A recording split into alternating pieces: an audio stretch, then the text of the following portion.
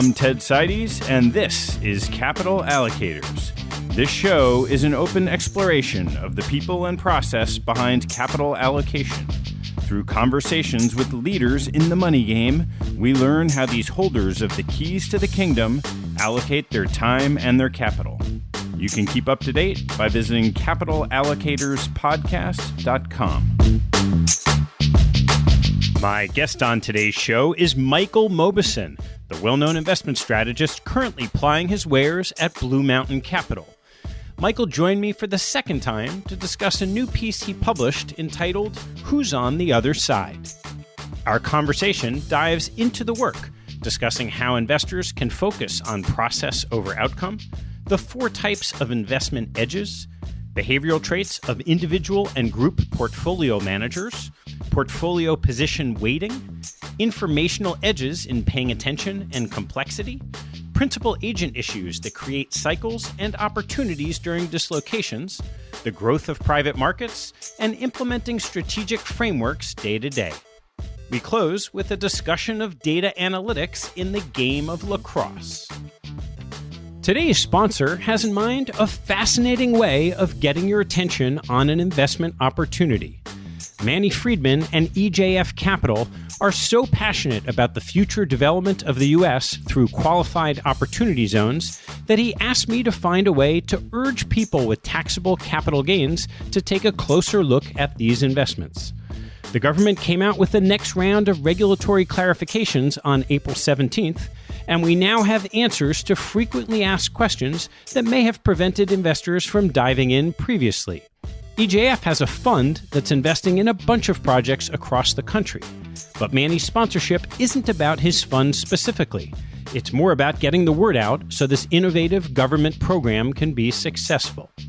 The incentives for taxable investors in both real estate and new operating businesses in opportunity zones are massive, and if the program scales, it has the potential to transform economic development for the better in a way that may be bigger than any of us can envision.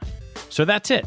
Manny's trying to spread the word and get smart folks to pay attention and find investments in opportunity zones. EJF's fund is one possibility, and there are plenty of others too. But please take a look if you haven't already. If you want to learn more, have a listen to my podcast with Manny about the opportunity zones. It's episode number 91. And one last note. You may remember my very different conversation with psychologist Michael Mauboussin about the hero's journey.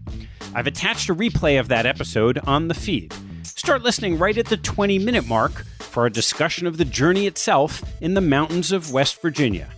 If you're intrigued by the hero's journey immersion experience, now is a great time to sign up for this year's men's or women's summer journey. You can find out more at heroesjourneyfoundation.org. Please enjoy my conversation with Michael Mauboussin.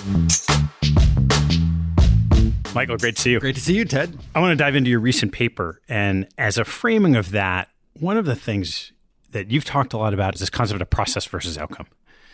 And it's now kind of known that people should think about process over outcome, and behaviorally we'll think of outcome anyway. But you had this question of how long should you suffer losses? It's such a problem for everyone. It is a huge problem. I don't know that there's a good answer to that. Part of it is there are 2 components maybe I would think about. One is to think about the system itself or the activity itself and how much is skill and how much is luck. And obviously the more luck there is, essentially actually the more patient you have to be to see if a good process is going to reveal a skill over time. So it's a sort of this backwards thing, like you need larger sample sizes when there's more luck. And the second thing is to constantly reevaluate whether the process is a sensible process, right? So you say like you give your money to a money manager and the results have not been good. You know, there are 1 of 2 possibilities. One, there's the skill just hasn't revealed itself and you're seeing a stretch of bad luck. Or the second is they've lost their marbles and they don't know how to manage it anymore, right? So part of it is to say, can we constantly kind of reassess process? And, you know, some of the things I would probably think about as the analytical backbone continue to be sound. Is that organization making sure they are managing and mitigating behavioral things? And the third is sort of an organizational one. Are they dealing with agency issues appropriately? So it'd be those 2 things. Is the time horizon probably is a function of the skill-luck combination. And second is you have to check in to say, is that process, does it continue to be robust? but a hard one to answer. You recently wrote a paper that really defines inefficiencies in this sort of elusive term edge. And I thought it'd be really fun to walk through that paper. Well, I think that this is something that clearly all investors think about, or really anybody that's dealing with things that are probabilistic. You sort of say, I'm doing a transaction. How do I know that I'm on the better side of things? And this is also something I've talked a lot about over the years, but really hadn't sat down and really formally codified this to some degree. And so I would characterize this as a work of synthesis. And we ended up using an acronym BAIT just because it's kind of an easy way to remember things. And so we talked about 4 areas in this taxonomy. One is behavioral. And by the way, to some degree, everything's behavioral, right? So in some ways, we could distill it all back to that. But behavioral was the first one. The second was analytical. So you and I have the same information, but we analyze it differently and come to different conclusions. The third is informational. Does you know something I don't know, or I know something you don't know? So there's some asymmetries. But there's a lot of interesting sub-themes in informational, mostly related to attention. And then the last is technical, right? People have to do things for reasons that are non-fundamental. And those can be interesting opportunities. And there are often things like liquidity become really important. You have to be a liquidity provider. Yeah, so those were the sort of the 4 high-level things. The other thing I'll just say in doing this research, I probably underappreciated, which is that there's really a market for information. So figuring things out or what you want to do, but there's also a different market, like an asset market for how to implement the ideas. And those are kind of handy to keep as separate different things. You might have what you think is edge, but it might be very difficult to monetize it. Or you might have just a tiny bit of edge, but you can really monetize it efficiently. And so there's a whole, again, like a little matrix you could create just on those 2 concepts that I think is also really important. So it's not just having edge, it's a way to make that edge translate into excess returns. Well, let's start on the behavioral side. What is it about behavior that drives someone's ability to have an edge? Just to clarify a specific point, a lot of what we talk about in the behavioral stuff are things like the heuristics and biases. So these are the mistakes that you and I make as people. So we're overconfident, we anchor, and how things are framed affect how we decide and so forth. The point I try to stress is that it's not clear to me that those little things actually manifest in markets, right? Because they can cancel out, essentially. So the market is really, you're not competing. It's not me, Michael versus Ted. It's really Ted versus the market, and that's a different dynamic. So you're competing with this thing, a complex system called the market. So as a consequence, really the level you want to think about is how do people behave in group settings? How do they follow one another? So there are 2 or 3 things that I highlighted. The first is something that we see everywhere there are probabilistic decisions being made, and that's over-extrapolation. So people take the recent past, and they think the recent past will continue going forward. And there's some very nice work on this. By the way, Andre Schleifer has a new book out where they talk about this. And basically, here's a simple example. If the markets have been doing well, people think the markets will continue to do well. If they've done poorly, they'll continue to do poorly. And so over-extrapolation is one we see very commonly. This is another very common thing in sports, for instance. An athlete, a baseball player, has a great season. And, he comes up for free agency. Well, if he's come off a great season, he's more likely to get an attractive contract than if he's come off sort of a below average season. Again, luck could be the complete explainer of that most recent performance, but somehow it gets extrapolated going forward. The second area, I think, and this goes back to really complex system stuff, is the interesting question of how does the wisdom of crowds flip over to the madness of crowds? Right. So the wisdom of crowds exists when you have heterogeneous agents, good aggregation mechanisms. So in other words, the information is being brought together, and you have good incentives. And by the way, that should be your default assumption, is that markets are pretty smart and probably smarter than you are. But we have centuries of data showing that from time to time, markets go haywire. And I think the best way to explain that is this notion of correlated beliefs. Whereas our views may have been heterogeneous before, we come to believe the same thing. And there I like to invoke this really wonderful line from Seth Klarman at Baupost, where he says, value investing in its core is the marriage between a contrarian streak and a calculator, which is to say you want to examine the other side of the topic when everyone seems to be either bullish or bearish.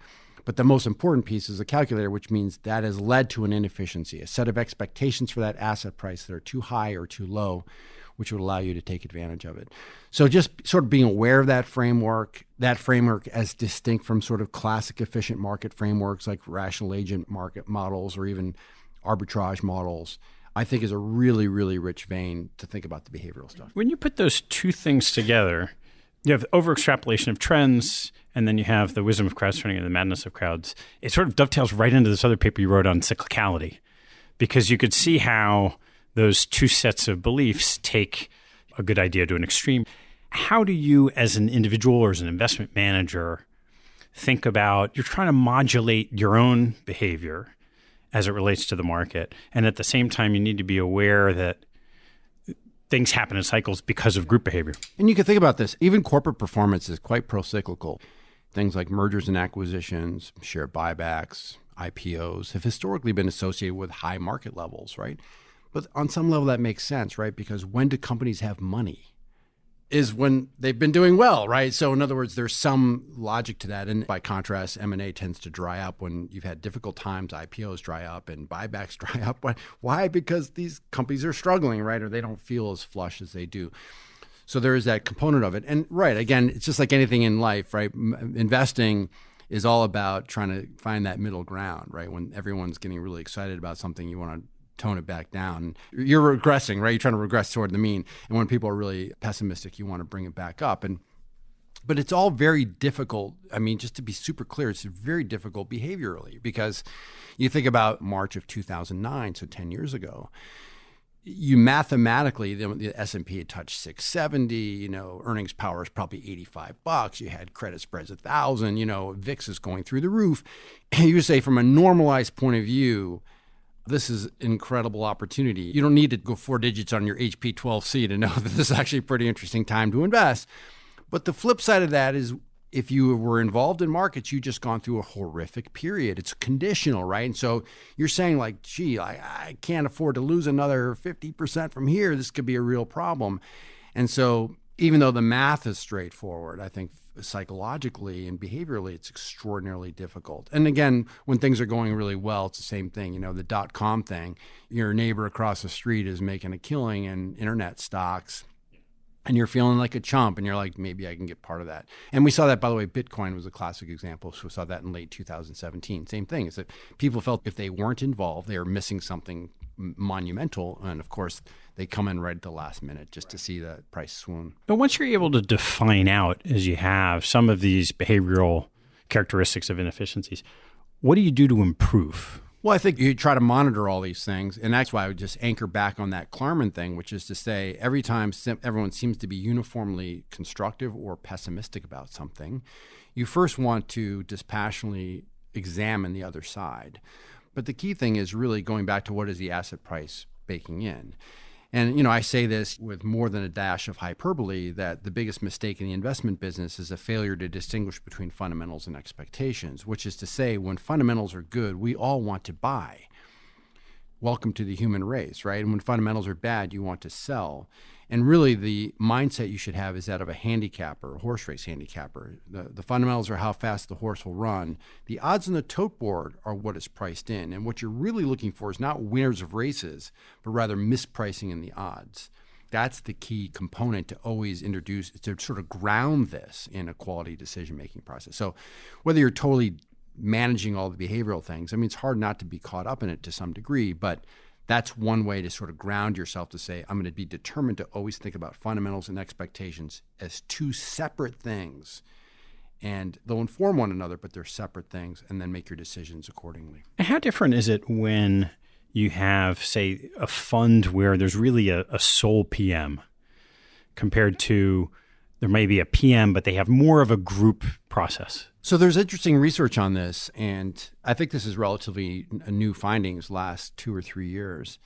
What it was found was that the funds that delivered the most alpha were actually funds with 3 portfolio managers, and better than single managers. And by the way, better than 2 and 4. So what's interesting about 3 is odd number, right? So you don't need to have a consensus. You can have 2 versus 1 and make decisions. So that's an interesting question, is whether, the whole purpose of things like committees or groups is to try to find that center ground and avoid extremes that an individual may be more subject to. I think the challenge in any sort of team setting or committee setting is that you really have to be extremely mindful about the process in that case.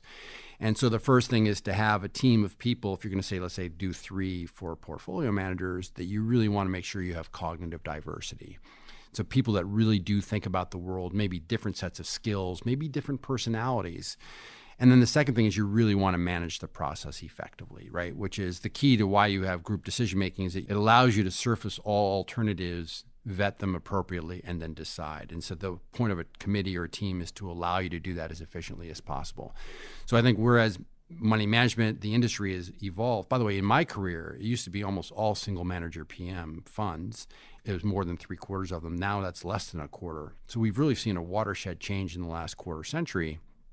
But I still think that people are not fully aware of how to think about the process of doing that the most effective way. Yeah. So It's funny. As you're saying that, and I put on my allocator hat, I'm thinking, so on the one hand, you could probably ask a set of questions. Let's say there's 3 PMs to try to figure out if there's cognitive diversity. If you've realized that there is, that can cause all kinds of issues of whether these people can get along. That's right. And that's the dual edge of diversity, because you often hear, most organizations will talk about how great diversity is, and I think it is done appropriately. But the downside is if people are too different from one another, they don't interact. And if they're too similar, of course, then it's groupthink, right? So there's sort of this Goldilocks between these two extremes. And if you survey the diversity literature, it's pretty ambiguous about whether it's a net benefit or a net drag. But I will say that I think that if it's done properly, it should be a net positive. I'll also mention, just talking about this for a moment, that when we talk about diversity, we specifically said cognitive diversity, but most organizations dwell on social category diversity. So that would be age, gender, ethnicity, and so forth. Cognitive diversity, as we've been describing, would be things like personality or training or experience, dispositions in some way, shape, or form. There's only one paper that I've ever seen that attempted to tackle whether it was cognitive diversity or social category diversity that added value.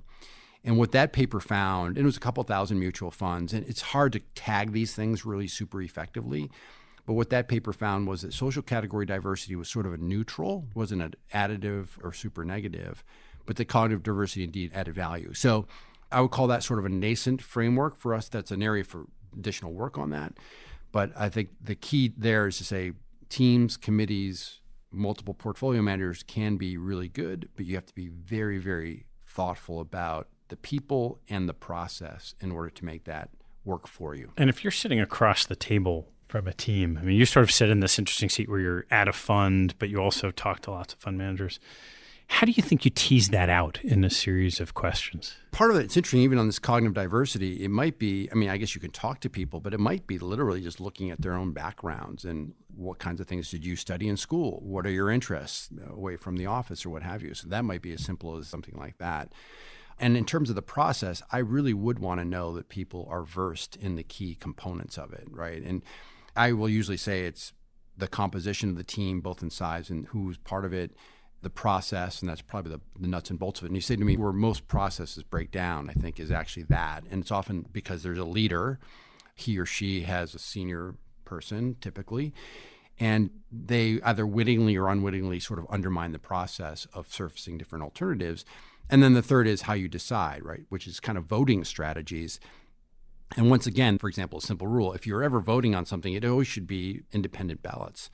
What is not uncommon is for people just to go around the room and say, hey, Ted, what do you think? So, Ted, you're a really important, smart guy. And so what you say will deeply influence what I think or how I answer. Because I'll say, A, I'd rather align myself with Ted, the smart guy, and B, it may be politically thoughtful to do that as well.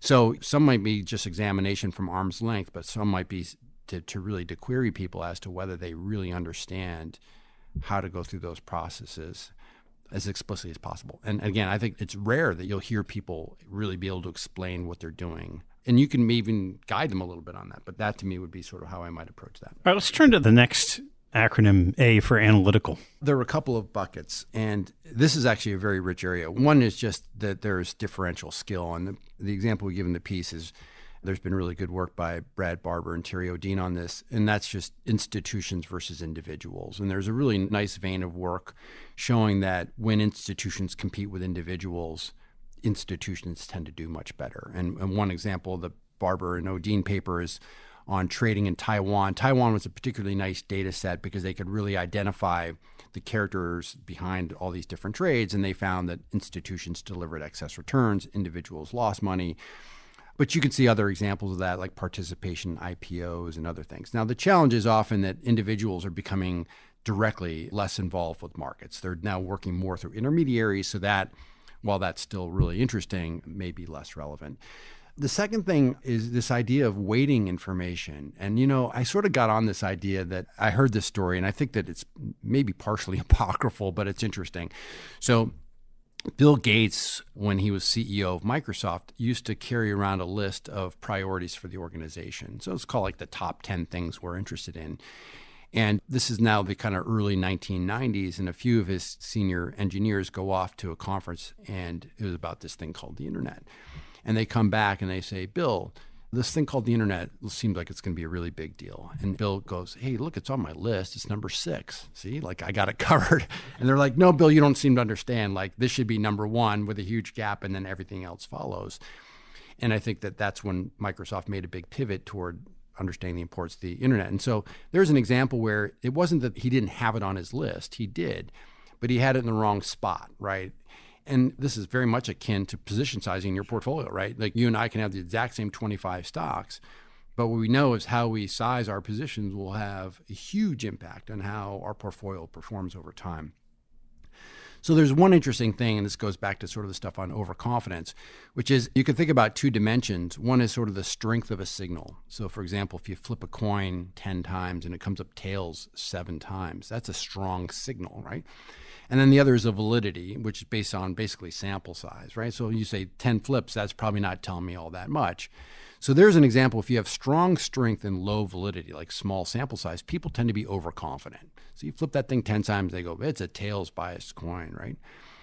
The opposite side would be like if you flip the coin 10,000 times and it comes up tails 5,100 times, right? So it's 5,149. You go, it doesn't seem that big a difference. But it's 10,000 flips, right? That statistically is extremely unlikely, right? So in the former case, it's much more likely to be a fair coin than in the latter case. But in those cases, we tend to be underconfident, right? So this idea of how we weight information, I think, is super interesting. The other really, really big one, and I think this is, if you said to me, what are the biggest behavioral issues that we tend to deal with? One would be overconfidence. And the main concept there is over-precision. We tend to think we understand the future better than we do. But the second is really confirmation bias, which is you've struggled to come up with a decision. You've really worked hard on stock X or whatever it is. Confirmation bias basically says you're going to dismiss, discount, disaffirm information that is against your thesis. And if there's information that's sort of ambiguous, it's a jump ball, it's always going to go your direction, right? And I think that's something we all tend to do because we really would prefer not to continue to think about the problem. So that's an interesting question, especially in markets where a lot of the feedback is noisy based on asset prices. How do you create structures in such a way that you become an effective updater of new information? And it's super hard. You need to be super disciplined. But that, to me, is a big analytical one, right? So you're updating your views based on new information. I break down that analytical piece. I think I'm hearing 2 different things. The first is, how much raw horsepower does someone have? And you could apply that to individual ideas. Like, how good are they at taking a whole bunch of information about a company and deciding whether that's a short or a long or whatever it is? The other is really portfolio construction. Right. Just sort of this math and probability weighting exercise. In some sense, if you're sitting across the table from someone or lots and lots of people to take the 10,000 coin flips, after a while you might think, they seem like they have a lot more horsepower than the next guy. It feels like it'd be tougher to tease out, is someone good at weighting their ideas? How would you try to address that in the context of, say, trying to evaluate someone as a portfolio manager? Yeah, I mean, I think that might be just having conversations. I think the weighting thing is really important, but also the updating thing is important. Those are the things I'd really would want to tease out. So one of the things that's interesting I've always found and on this information weighting thing, and this comes up with my course at Columbia Business School, right? So at the very end of the semester, the students pitch stocks to real portfolio managers, and they're doing buys and sells. And it's a great exercise for them, right? Because they're getting real-time feedback from a real professional. But one of the things I always stress with them is for most stocks, there tend to be 2 or 3 sort of key issues. You might call them linchpin issues, perhaps. And the ability to find those things and dwell on them as soon as possible tends to be very helpful. And that really might be this idea of information weighting. So you might have two investors, one who goes through this long laundry list of things around the company, of which, 8 of the 10 items are not that relevant for value and 2 are really essential, whereas the other person will dwell on the thing that's most important. So again, can you tease that out? I think it might be tricky, but it's almost always the PM that can understand the kind of pivotal issues for a particular company. And by the way, that's often a complaint I hear with PMs, portfolio managers, and analysts. The analysts tend to value the breadth. So they know everything and all these different details. And the PM will say, I don't really care about 90% of what you're talking about. Let's focus on these 2 or 3 key issues, these linchpin issues. So that might be one way I would try to understand, what is the headline issues, and does it seem like they've got those things lined up correctly? That dichotomy of the analyst and the PM, and if you marry that with the confirmation bias issue, is there any research that talks about the way that someone thinks about it? So if somebody thinks about an idea as just, these are the key linchpin issues, does it become easier for them to move on because they haven't done all this work to understand all 80 issues? They just really understand the 3 things, and it's easier to understand the 3 things at 10 different companies than 80 things at 10 different companies. Super interesting. Yeah, and I think, there's a thread of research, and I'm sure you've seen this, but it's really interesting. And it also goes to our analyst portfolio manager differences. And the research shows that as you give people additional pieces of information about something, the accuracy of their forecasts don't improve at all, or their bets don't improve at all, but their confidence tends to soar. And, part of that is the original study was done back in the 1970s, and it was with handicappers. So if you're only allowed to get 5 or 10 bits of information about a horse, you're going to probably pick the stuff that's most important first, right? So, and I think in handicap, that might be relatively self-evident. So I think the key task here is to figure out what matters first. And I think that's where PMs, so they're dwelling on that left-hand side of that graph, which is not that much information, as accurate as a lot more information, and then not so confident, which means that the view is sort of lightly held and more malleable when confronted with new evidence. And so I think that is probably the sweet spot on this thing. And I think as an analyst, as you gather all this more information, you tend to think you know more than you become more confident in your scenario. And that may be a mechanism that locks you in more than you want to be locked in. So that might be one way to think about that. Now, it probably does take a little bit of experience and savvy, and you have to understand competitive strategy and economics and so forth to be able to identify those linchpin issues. I mean, that in and of itself is an extraordinary skill, but that might be one way we could parse that a little bit. Yeah. I think this flows nicely into the next inefficiency or edge, which is this informational piece. Have you thought about the importance of information as competitive advantage? There are a couple components to this. The first is really this idea, can you find something out before other people can? Every regulation out there is meant to make information dissemination uniform and relatively low cost. But to state the obvious, every idea starts somewhere. So someone's got to know it before other people do. And there's obviously a big arms war, for example, with data and unstructured data to try to glean some of that information. So it's a lot going on with that. That hasn't gone away. By the way, one of the things I really liked, there was a really nice sort of natural experiment with this. So when Reg FD went into place, I think it was 2000, Reg FD was meant, again, to have uniform dissemination and low-cost dissemination of information so that individuals and institutions could be on the same footing.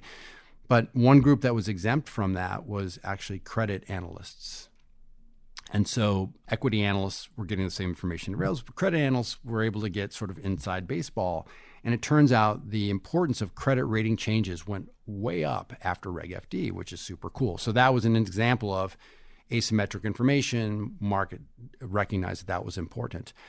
Why it's an interesting natural experiment is that Dodd-Frank in 2010 repealed that access. So the credit guys went right back to everybody else, and immediately the impact of credit upgrades and downgrades actually went away. So there's a really nice example where that information truly was important. The market recognized it, and then when it was taken away, it went away. But I think for informational, the thing that is by far the most interesting, to me at least, is this notion of attention. And by the way, this is way beyond just markets. This is just in our day-to-day lives. So which is that all this information's out there, but you either can choose to or are going to pay attention to only a little part of it. And I'll just mention one thing I thought was a kind of a fun thing. Everyone now has probably seen the very famous Simons and Chabris gorilla video. So you're showing these two teams passing around a basketball, light shirt, dark shirt, and you're asked to count the passes. And the key there is that your attention is being focused on this particular task. And then, of course, this gorilla comes in the middle and beats her chest and then walks off toward the end.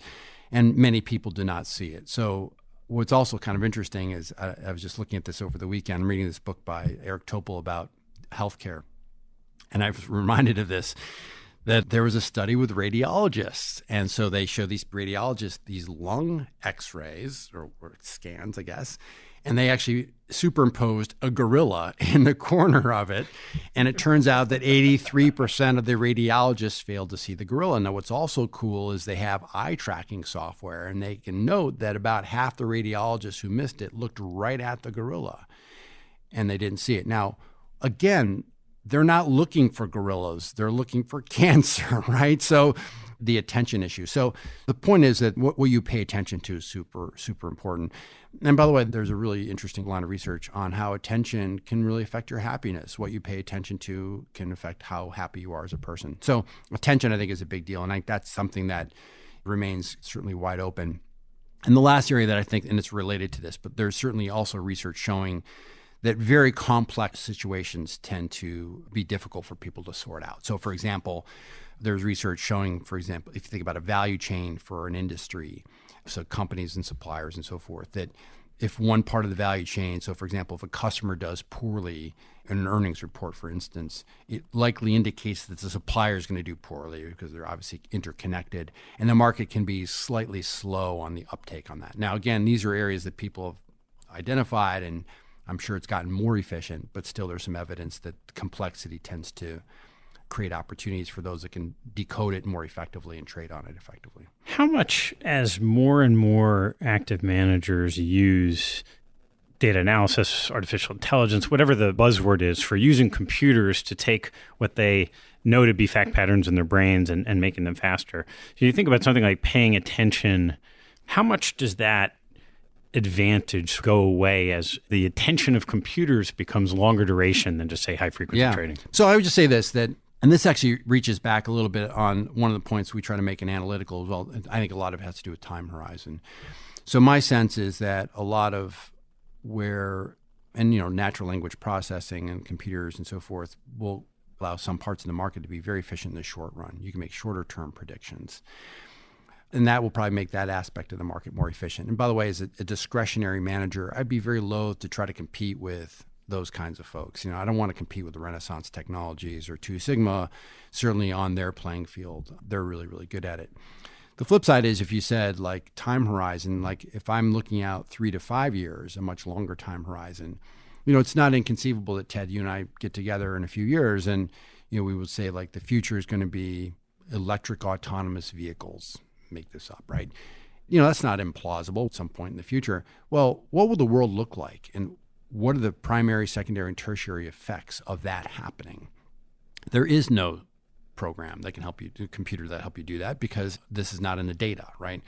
Defining the bands of where you as a person are likely to be able to add value versus where you can't. So I think in the shorter term stuff, it's extremely difficult to beat these things. Now, whether, for example, a natural language processing would reveal, for example, this cancer drug and the beneficiaries of it, I don't know if there's specific people working on that. But again, I would just assume that things that are shorter term now are probably more efficient. So the behavioral, analytical, informational, a lot of it, less behavioral, is tied to that kind of notion of companies. Right? How do you think about companies? So let's shift over to technical, which it gets more back to sort of the market. Yeah, it goes back to the market, and I think that maybe the overarching theme in technical is really this notion of principal agent issues. And are people doing things that are not related to fundamentals? And so we talk about a few things. The first is this notion of just basically forced buyers and sellers.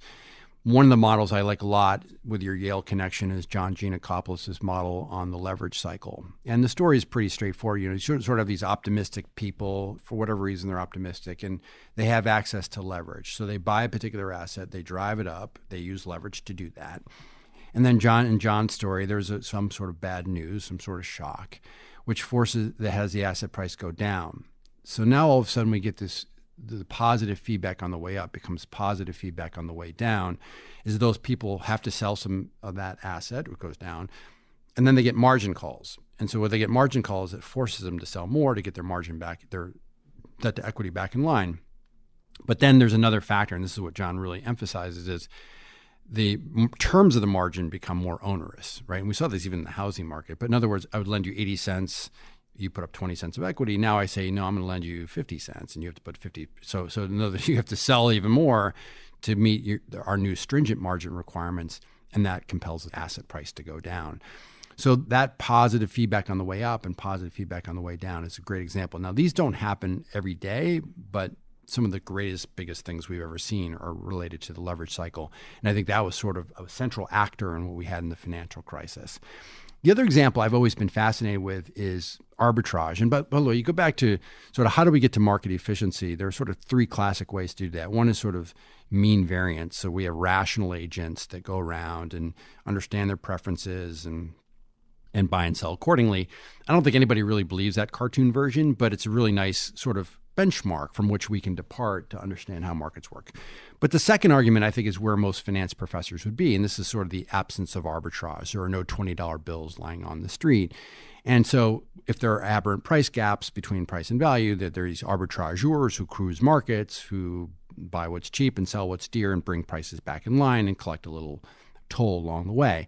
And as a first order consideration, that's absolutely right. I mean, there are arbitrageurs, and they do this every day. And the interesting thing is that it is often the case when some of the arbitrage opportunities are among the most attractive, the arbitrageurs don't show up. And the main reason they don't show up is because they don't have access to capital. And it goes back to these sort of principal agent examples. So we talked a bit about this, and probably I think one of the best documented examples was long-term capital management. And a lot of long-term capital management book was classic arbitrage trades. Many of those things were as plain vanilla, the on-the-run, off-the-run 30-year treasury bond. That's a straight-up textbook example of arbitrage. And, what you do basically in that case is that typically the 30-year trades a little bit with a little slightly lower yield than the 29.5-year, even though mathematically it's exactly the same security. So you go long the 29.5, you short the 30, and you just wait for the spread to contract again.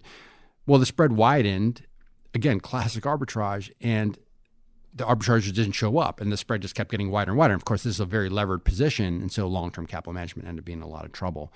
And I think we probably will have, well documented from the financial crisis, other examples of these arbitrage opportunities. So that's a really interesting one too. Again, it's very episodic, but these arbitrageurs don't show up.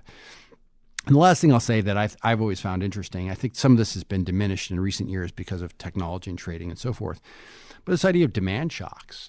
We teach in finance that demand curves are largely horizontal, right? And that's because you can create supply. But what we also know is demand curves are downward sloping. And the original literature on that really came out of things going in and out of indexes, where there was nothing different about the company or its prospects from day one to day two, besides the fact that it was now in an index, and that created this sort of demand. So there have been some really interesting papers about like who has the money, what do they want to buy, and what does that mean for these downward sloping demand curves. And there's good evidence that you create these sort of excess returns as a consequence simply of these demand shocks. So there are these little technical things that, again, they have nothing to do with the fundamentals of the businesses per se, but they're these features of the market that, if you're well positioned, you can probably take advantage of. What does it take to be well positioned to take advantage of? I think the big thing is just having access to capital. And that's something that runs through all these themes, right? Because you mentioned briefly this sort of stuff on pro-cyclicality is, again, when things are going well, people feel good about the world and they want to do more of what made them feel good. And when the markets have done poorly, they want to do less of what feels bad. And so, it's access to capital. The question is, how do you, if you're an investor, how do you make sure that you always have access to capital? Now, you worked for a very famous endowment. I think some of these endowments certainly should be in a position to do that. You think about guys like Warren Buffett, one of the advantages is he constantly has float. He always has money coming in the door, and that really helps for you to be able to behave in a way that counters this pro-cyclicality. If you take outside of Baupost, which is a notorious example of, Seth and the team have run for a long time with a big healthy cash balance, and from their returns have sort of earned the right and trust of their investors to do that. If you're trying to, say, allocate capital to managers who I think have an opportunity to go the other way, what are you looking for? What comes to mind is Rick Bookstaber a couple of years ago wrote an interesting book called The End of Theory. And The End of Theory basically argues that in finance and economics, we don't have very good theories of crisis. And sort of like when the mail's being delivered on time and the trains are running, like we have pretty good stuff that helps us understand that, but crisis we're not very good at. And so he advocates for an agent-based model that allows you to simulate the world many times and see sort of these difficult situations, right?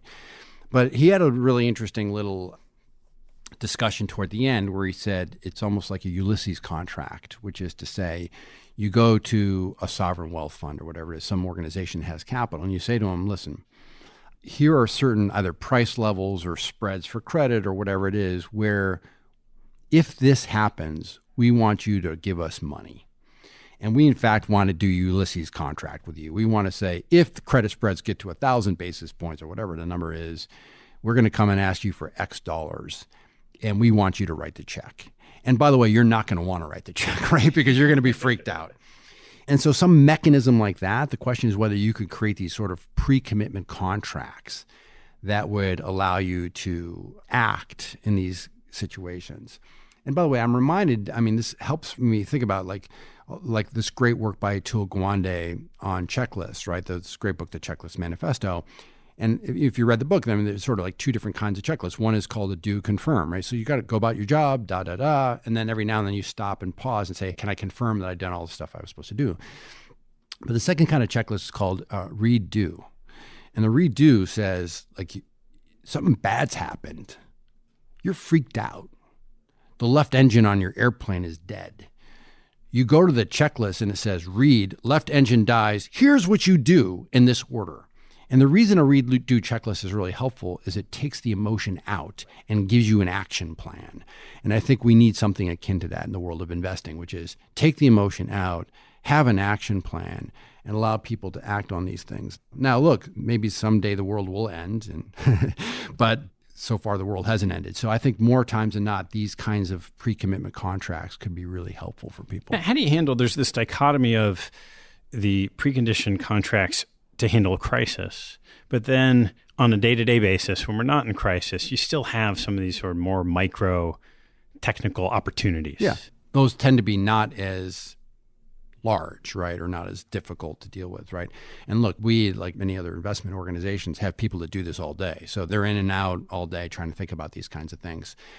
I guess we're talking about, at least for me, where the principal agent issues become the most pronounced is when you have these really major dislocations. And it happens. And we've seen, if you go across markets, right, there are certain assets like distressed debt where people have raised commitment funds. Private equity is probably the greatest example if you have multi-years. Have you thought about any ways to execute on that in the public markets? No, I don't know a way to do that. And I've been thinking a lot about this topic of public versus private markets. And there are certain both of those markets have their pros and cons, right? But that may be something that may be a check in the benefit for private markets. It allows you to have these mechanisms in place. Now, I guess you could do something similar just to say public marketing, we're invested in some public vehicle.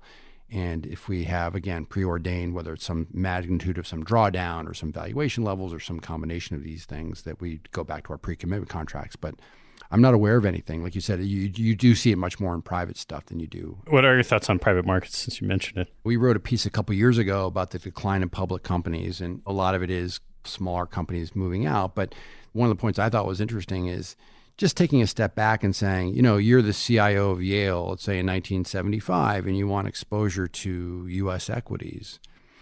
Basically, you'd buy the Wilshire 5000, which only has like 3,700 companies, by the way, now. You would want the Wilshire 5000, right? And maybe you'd get into some early stage venture, but basically your base would be covered right there. Now, if you're doing the same thing, you'd have early stage venture, you'd have late stage venture, you'd have private equity, which has gotten significant, and then you'd have public markets. And part of it is you and I as regular guys don't have access to all that stuff, whereas a sophisticated endowment might have access to that. So I've been fascinated by this sort of ecosystem, especially, for example, these unicorns. Now, what's interesting, of course, this 2019 appears to be a year where a lot of these things are coming public, and we'll see how this goes. It's a fascinating development.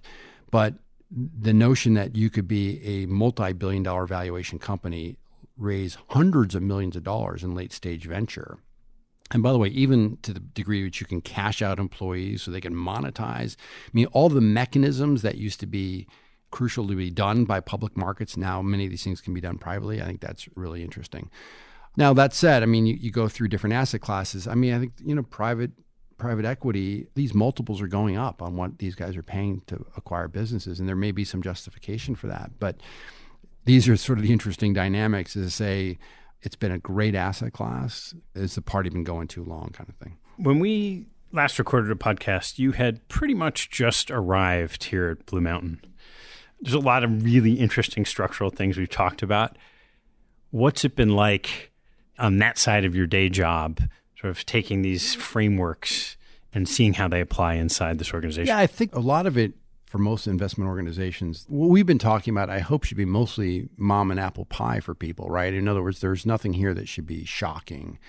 The challenge, I think, every day is sort of two dimensions. One is having some flexibility to think about these things in the first place, right? So just most investment professionals are really busy making money and don't allocate a ton of time to thinking about these. And then the second is really, what are the processes you can put in place to make sure you're trying to do these things as effectively as possible? We talked a few minutes ago about whether you want to call it a team or a committee and sort of those dynamics. And the challenge is to put into place the things that we know allow those things to work well and to sidestep or avoid the things that don't allow those to work well.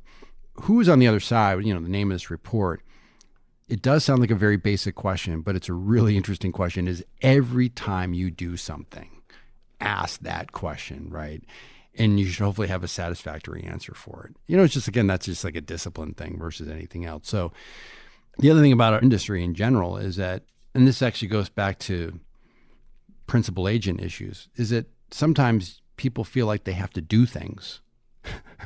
And having to do things can be good and can be not as good. And in one of our pieces, we wrote about we call it, instead of principal agent problem, we call it principal agent problem, right? So again, you're the CIO of an endowment. You might have a committee which hires a consultant, which hires a asset manager.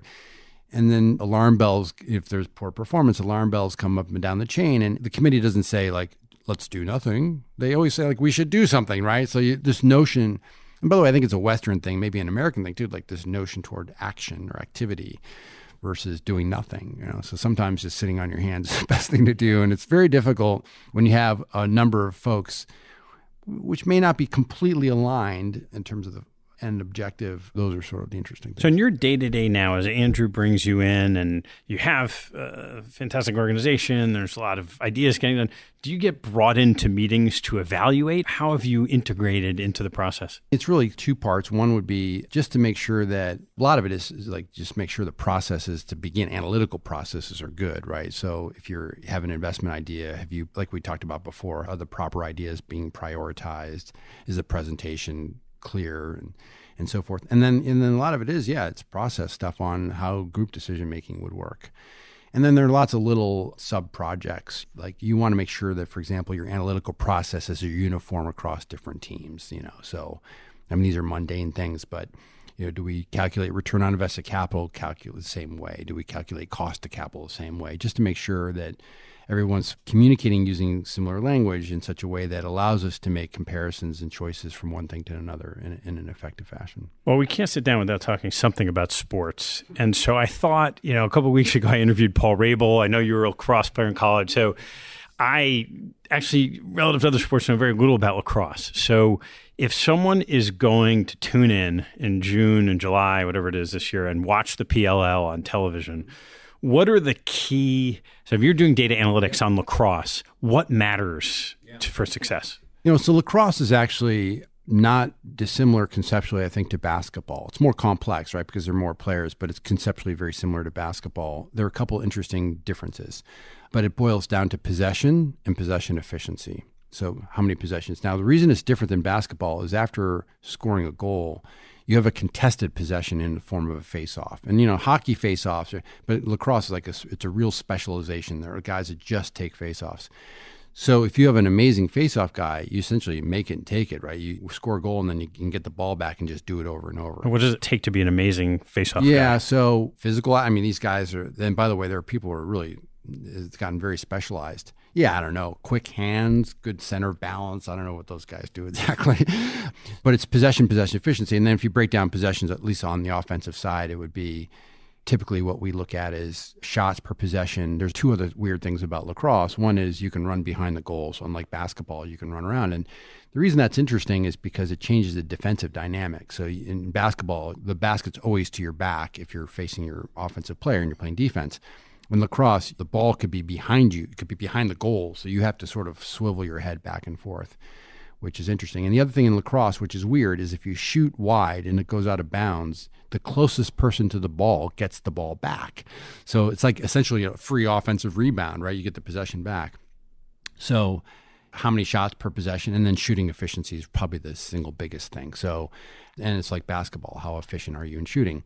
There was some interesting stuff. I mostly work on college lacrosse, and there's a really fascinating arbitrage, which is Canadian players who generally learn to play in box, which is a different game. It's in a hockey rink, right? Much closer quarters, much more contact, and the goal is smaller. When they come onto the field, they're vastly more efficient shooters. So to give you some sense of this, the average American shoots, like in Division I, like 28%. The average 20% goals, 28% on net. 28% goals. So for every 100 shots, 28% are goals. The average Canadian shoots about 35%. So it's like a 700 or 800 basis point arbitrage in the shooting percent, which is kind of interesting, right? So, yeah, so I think it's very much like basketball. And when I sort of try to think about lacrosse analytics more rigorously, the book that I actually turned to was Dean Oliver's book called Basketball on Paper. And Oliver is a basketball analytics guy, but it was one of the first books that I'd ever seen where they actually mapped all the possessions to understand exactly this notion of how many possessions they have and what the efficiency is and how to measure that efficiency. So that, to me, would be my high-level answer on lacrosse. And there's a lot to be done, things like shooting efficiency. I don't know exactly this new league, whether they're going to have the two-point shot. They have it in Major League Lacrosse. But anyway, so there are things like at what point, like NBA, at what point does it make sense to take a two-point shot versus a one-point shot? Where on the field are people efficient? So those sort of heat maps on shooting and stuff like that. So there's a lot to be done. It's really cool. All right, we'll be watching. All right, I did look at our last question, and unfortunately, there's still a list of closing questions I hadn't asked you the first time, so we'll go with those. What's your favorite hobby or activity outside of work and family? I like to read a lot, so I don't know if that's quasi-work, and I probably read, 40 to 50 books a year, so I try to do about a little less than one a week, and that's How do you fun. Decide when you're going to read through the whole book? Yeah, I almost always read the whole book, for better or for worse. I have for every book I read, I buy many more books. So I have a huge library of things I've not read, and I will typically flip through them and try to familiarize myself at least with that. So reading, but I would say probably actually is sports. And so I'm a big sports fan. I love watching almost any sport on TV, and I still have got a bad knee, but the one thing I'm allowed to do is play ice hockey. So I still play ice hockey in a winter club, and so that's good fun. And the other thing I'll say about that, besides it's good exercise and it's a great sport, there's a lot for the camaraderie in these locker rooms, because hockey happens to be a weird sport where you spend 20 minutes before you play and 20 minutes after sort of changing and unchanging. And there's also a lot of folks that play that are not in the world of finance or business, which is great. So it's like getting access to different walks of life.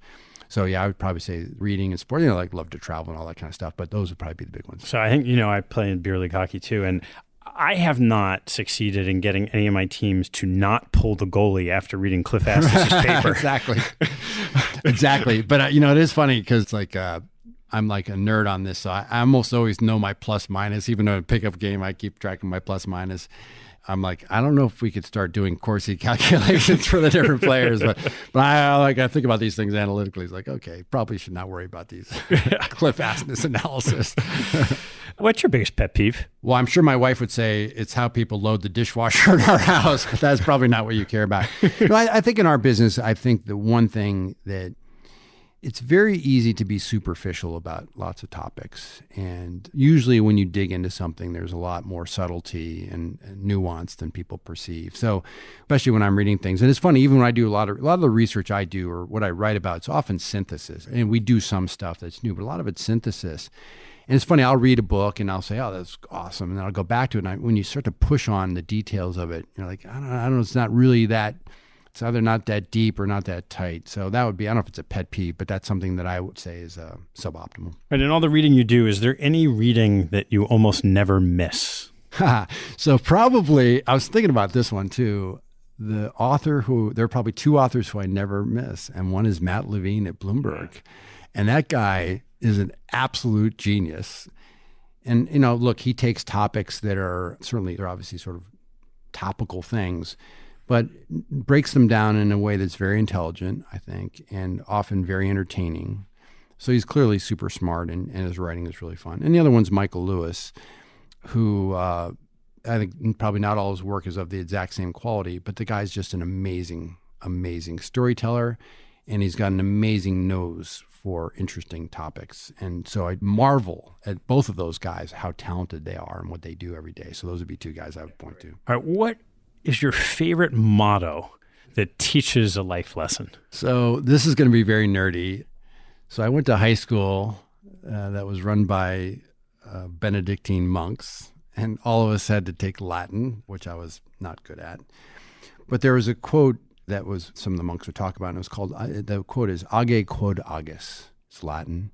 And age quod agis means do what you're doing, literally. But it's more like, in the football, they say like, do your job. It basically means do your job. And this is something, just a sort of sense of responsibility that whether you're a teammate or part of an organization is just to show up, be in the moment, be present, and get after it. And even in school, you complain about how many things, or work, right? You complain about how many things you have to do and all these things that are going on. And age quod agis would say something like, just put your nose down and get after it, right? And so this is for our kids. We have 5 kids, and they had like a little area where they would do their work. So it's up on their chalkboard. And I think my wife did this, but one Christmas had T-shirts made for everyone in the family with this motto on it. So like the kids have gotten this sort of beat into their minds. And so don't complain. Don't bellyache, just get after it. Do your job. And I think that's a great lesson for people at any point, at any age. Great. Well, Michael, thanks so much. It's always fun. My pleasure, Ted. Thanks. Thanks for listening to this episode. I hope you found a nugget or two to take away and apply in your investing and your life. If you'd like what you heard, please tell a friend and maybe even write a review on iTunes. You'll help others discover the show, and I thank you for it. Have a good one, and see you next time.